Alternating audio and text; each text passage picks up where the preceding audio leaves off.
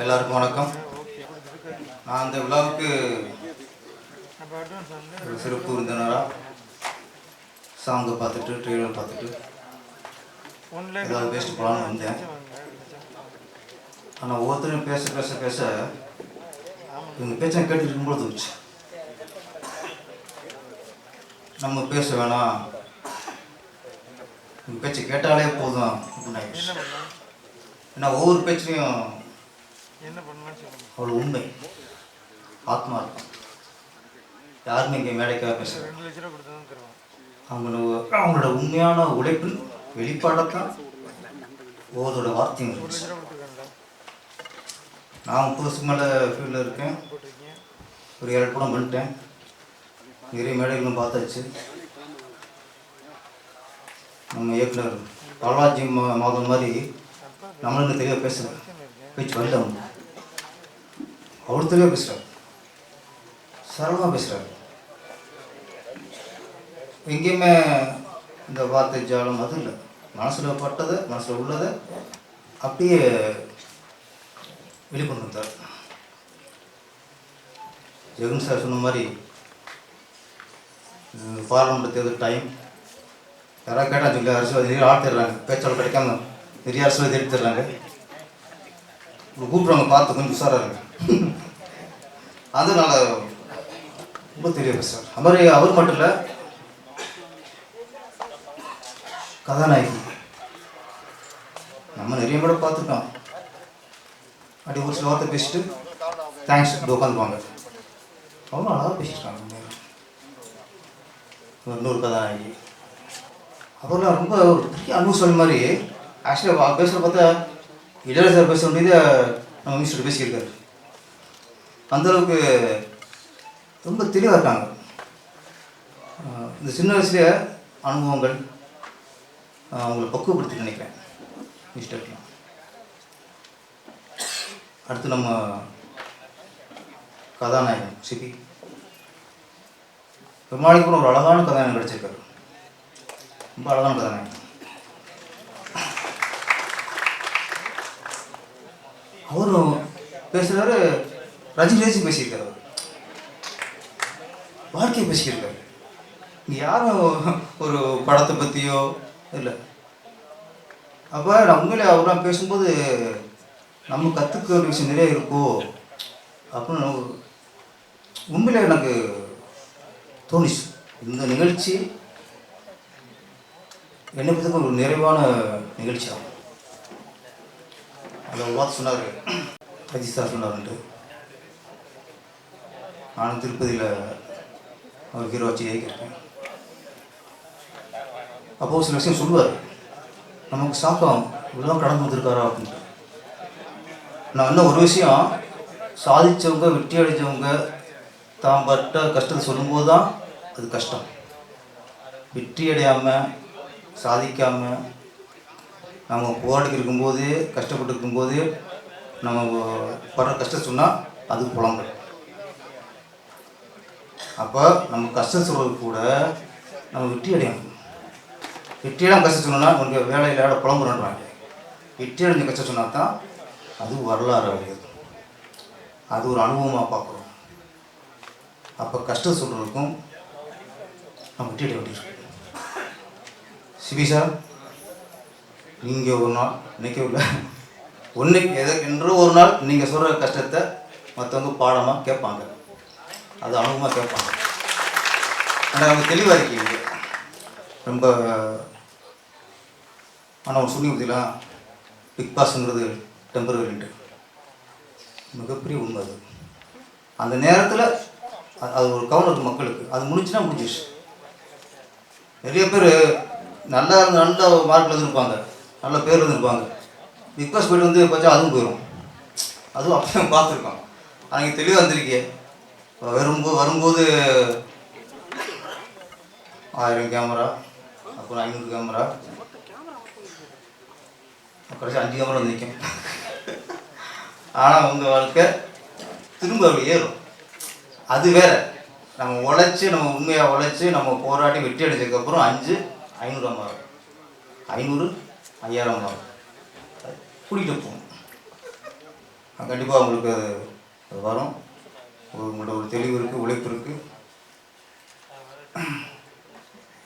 அவர் music director அவரும் பல விஷயங்களை சொன்னார். அவர்கிட்ட பிடிச்ச விஷயம், நாங்கள் நிறைய விஷயத்தில் பார்த்துருக்கோம். படத்தில் ஒரு 3 சாங் அப்படின்னா டல் ஆகிடுவாங்க. இல்லை சார் 3 சாங் தானே சார், இங்கே மெலோடி வச்சுக்கலாமே சார். சார் இங்கே ஒரு கரெக்டாக ஒரு பேதாஸ் போகிறதுக்கு இடம் இருக்குது சார், இங்கே ஒரு பேதாஸ் சாங் வச்சுக்கலாமே சார் அப்படின்ட்டு ஒரு 5 சாங்காவது இருந்தால் தான் அவங்களுக்கு படமாக தெரியும். நம்ம 2 சாங் 3 சாங்னா ரொம்ப டல்லாகிடுவாங்க. ஃபஸ்ட்டு நிறைய இடம் டேரக்ட் பண்ணுவாங்க, 5 சாங் ரெக்கார்ட் பண்ணிடுவாங்க. இன்னும் அவங்க எனர்ஜியாக இருக்கும்ல, படத்தில் 2 சாங் இருக்காது அடுத்த வருஷம். அது வருமான டேரக்டருக்கு அந்த மாதிரி பண்ணி போயிடுவாங்க. ஆனால் அவர் சாங்கே வேணாம்னு சொல்லியிருக்காரு.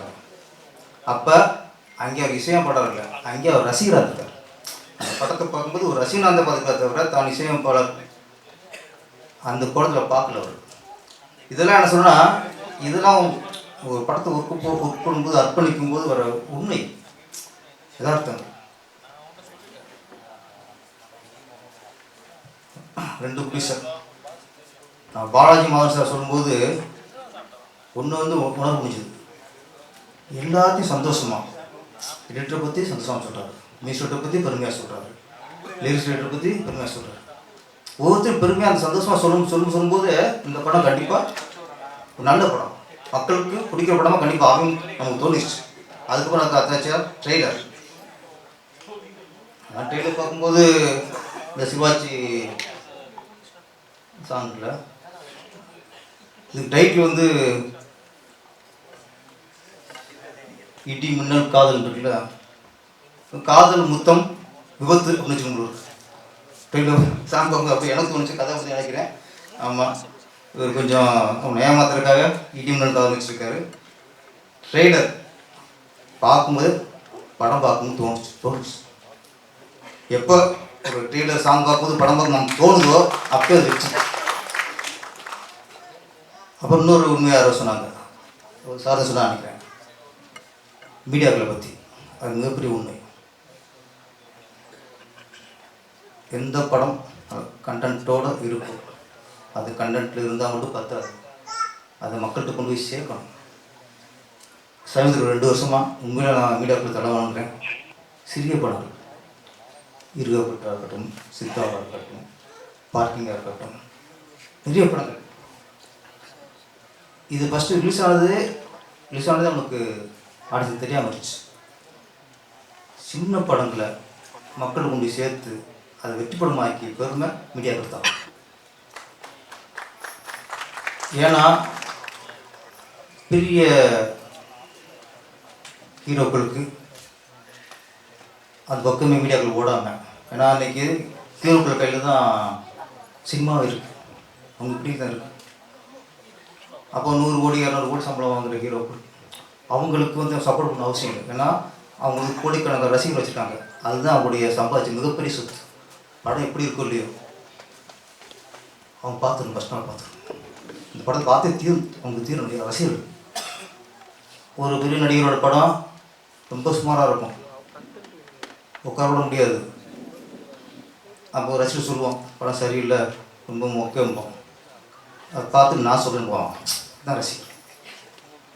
சின்ன படங்களுக்கு சரியில்லைன்னா போக மாட்டான். பெரிய நடிகர்கள் அந்த அஸ்திவாரங்கிறது கோடிக்கணக்கான ரசிகர்கள் தான் அந்த அஸ்திவாரம். படம் எப்படி இருந்தாலும் அது கலெக்ஷன் ஆகிடும். சிறிய படங்கள் அஸ்திவாரம் மீடியாக்கள், நீங்கள் தான் அஸ்திவாரம்.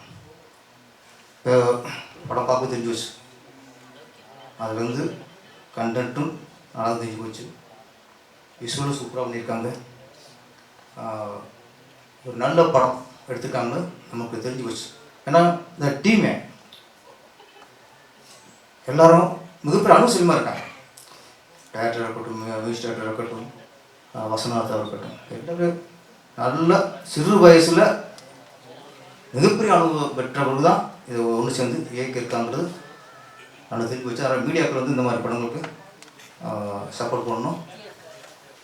அப்புறம் பாலாஜி மாதவன் சாருக்கு மிகப்பெரிய ஒரு கிஃப்ட்டுங்கிறது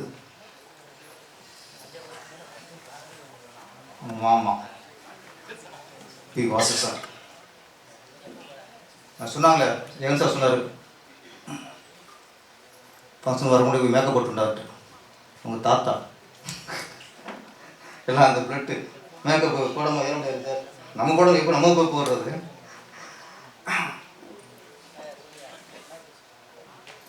சினிமாவில் வர ஒவ்வொரு இயக்குனரும் நம்ம யாரோட ஒர்க் பண்ணியிருக்கலாம். ஆனால் சில இயக்குனரை நம்ம முன்னோடியாக எடுத்துக்கோம். அப்படி இப்போ வர இயக்குனர்கள் இளைய தலைமுறைகள் ஒருத்தர் முன்னோடி எடுக்கணும்னா அது பி. வாசு சார். ஏன்னா அவர் ஒரு அதிசயம். இது மேடைக்காக சொல்ல, இப்படி டேரக்டர்கள் ஒரு 10-15 ஃபீல் இருந்தால் தான் இந்த இந்த தமிழ் சினிமா உட்படும். ஏன்னா இன்னைக்கு சில இயக்குனர் சில ஹீரோ கூட தொடர்ந்து படம் பண்ணிகிட்டே இருக்காங்க. ஆனால் ப்ரொடியூசரோட தொடர்ந்து பண்ணுறாங்களா கேள்வி. பி. வாசு சார் தொடர்ந்து சில குறிப்பிட்ட தயாரிப்பாளர்கள் தொடர்ந்து படம் மட்டும் இருந்தார். அதான் உண்மையான டைரக்டர். அவர் தான் தயாரிப்பாளர்களில் காப்பதன் டைரக்டர். அப்போ எந்த இயக்குனர் தொடர்ந்து அடுத்த புடிசர் படத்தில் ஒரு குறிப்பிட்ட ஏற்கனவே படம் பண்ண புடிசர் தொடர்ந்து பண்ணுறாரோ அவர் தான் சரியான இயக்குனர். இன்னொன்று, சில இயக்குனர்லாம் ஒரு ஹீரோட பண்ணுவாங்க, அது கட்டாயம். ரயில் சினிமா மாதிரி தான். சினிமா ரயில் சினிமா மாதிரி தான். ஒரு படம் முடிஞ்சுன்னா அதுக்கப்புறம் டேரக்டர் ஃபோன் எடுத்துருவாங்க, கேமரா ஃபோன் எடுத்துருவாங்க. படம் ஓடிச்சுன்னா அவங்க ஃபோனில் அந்த டேரக்டர் நம்பர் இருக்கும். படம் சுமாராக போச்சுன்னா டெலிட் பண்ணிடுவாங்க. அப்படி தான் இருக்குது. பி. வாசு சார் அப்படின்னா சத்யராஜ் சாரோட தொடர்ந்து பல படங்கள், பிரபு சாரோட தொடர்ந்து பல படங்கள், கார்த்தி சாரோட தொடர்ந்து பல படங்கள், விஜய் சாரோட தொடர்ந்து பல படங்கள், ரஜினி சாரோட தொடர்ந்து பல படங்கள். யார் கசுபாபு? ஏன்னா அவர் ஹீரோக்களுக்கான இயக்குனர் இல்லை, அவர் மக்களுக்கான இயக்குனர். இந்த ஹீரோ வச்சு இந்த மாதிரி ஸ்கிரிப்ட் பண்ணால் ஜெயிக்கும், அவ்வளோதான். ஸ்கிரிப்டுக்காக அவர் ஹீரோவாக யூஸ் பண்ணாரு தவிர ஹீரோவுக்காக ஸ்கிரிப்டை யூஸ் பண்ணல. இந்த மாதிரி இயக்குனர்கள் வேணும். இந்த வரைக்கும் அவனை முன்னோடி எடுத்துக்கணும். என்னைக்கு அவங்க ஹீரோ சொல்கிறத நம்ம கேட்டோமோ, ஒரு டைரக்டர் இல்லை, அவங்க ஹீரோவுக்கு அடிமை. நம்ம சொல்கிற ஹீரோ கேட்டால் தான் நம்ம டைரக்டர். அப்போ பிஎஸ் சொல்கிறது தான் ஹீரோக்கள் கேட்பாங்க. அதனால் தொடர்ந்து விட்டு கொடுக்கணும். அப்போ அவர் டைரக்டர். இவருக்கு உங்களுக்கு மட்டும் இல்லை, வர இளைய தலைவர் எல்லா இயக்குனருக்கும் பிகாஸ் மாதிரி ஆளுங்க முன்னோடியாக எடுத்துக்கணும். அவங்க தெரிஞ்சுக்கணும் எப்படி இவர் தொடர்ந்து பண்ணார், எப்படி இத்தனை கூட தொடர்ந்து ரஜினியோட பண்ணுறாரு, ஒரே பிடிச்சிக்க எப்படி தொடர்ந்து பண்ணுறாரு அப்படின்னா அது ஆராய்ஞ்சாலே போதும் நம்ம எப்படி நடந்துக்கணும். ஆனால் அந்த வழியில் நீங்கள் வந்திருக்கீங்க, அதே உங்களுக்கு மிகப்பெரிய பெருமையான விஷயம். இடி மின்னல் காதல் டைட்டில் ஒரு கேட்சிங் டைட்டில் ஒரு கேட்சிங். அப்புறம் ஹீரோ கதாநாயகில் ரொம்ப ரொம்ப அழகாக இருக்கீங்க. ஆமாம், கிறிஸ்டடிக்கு எப்போ அடிக்க போகிறாங்க போது நமக்கு டெம்ட் ஏறுது அப்படியே. ஆமாம், அடித்தோம் டக்குன்னு இங்கே வந்துட்டான், என்னடா அது இங்கே சாக்காகி போச்சு. இந்த படம் மிகப்பெரிய வெற்றி அடையணும், இயக்குனராகவும் மிகப்பெரிய வெற்றி அடையணும். பாலாஜி மாதவன் அவர்கள் கேமரன் வெற்றி அடையணும், புடிசலாக வெற்றி அடையணும். நீங்கள் புடிசலாக வெற்றி அடைஞ்சால் தான் அடுத்து இது மாதிரி நீங்கள் புது முயற்சி நல்ல அதில் பண்ண முடியும். நான் என்ன தான் கிட்ட கொடுத்தா கூட இன்னொரு புடிசலை நம்பி இருக்கணுங்கும் போது அது பெரிய போராட்டமாக இருக்கும்.